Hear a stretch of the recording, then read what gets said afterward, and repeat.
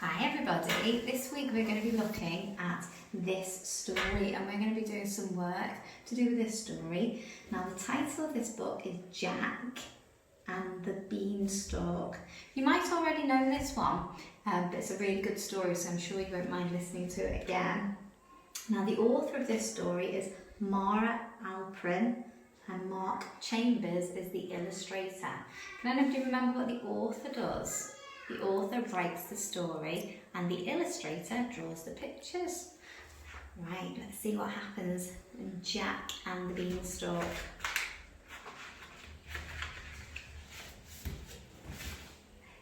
Deep in the countryside lived a widow and her son Jack. Their cottage was crumbling and their clothes were patched. They were very, very poor. One day, Jack's mother said, "We must sell our cow. Take her to the market, Jack, and bring home some gold pieces." And so he set off to town.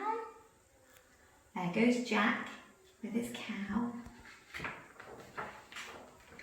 But before Jack had got very far, he met a strange little man. "Oh, that's a fine cow," the man said. "I'll swap you 5 magic beans for her." "Magic beans?" said Jack. "Are they really magic?" "Aye, magic they are, or chop off my beard and knit it into a jumper," croaked the little man. Magic beans? Jack couldn't wait to tell his mother. He clutched them tightly and ran all the way home. Jack's mother was furious. "We need money, not useless old beans!" And she threw them out of the window in disgust. Late that night, a tiny bean sprout poked out from the ground. And then it grew and grew and grew. The next morning, the beanstalk stretched high into the sky. "The beans really were magic," Jack cried. "But what's that up at the top?" Jack climbed up, up, up the beanstalk. At last he reached the very top. There, shimmering in the sunlight, was a magnificent castle. Just then Jack's stomach rumbled. "Oh, I must find some breakfast," he thought, and he tapped on the castle door. The door creaked open and a huge giantess smiled down. "Hello!" shouted Jack. "Please, do you have any food?" "Oh, you poor thing!" boomed the giantess. "Come right in, but quickly, before the giant wakes up." What a marvellous feast! There was an enormous loaf of bread and a gigantic jar of jam. Jack tucked in at once. But suddenly, the room began to shake. Boom! Boom! Boom! "Goodness me," cried the giantess, "he's coming!" And she shoved Jack under a teacup to hide.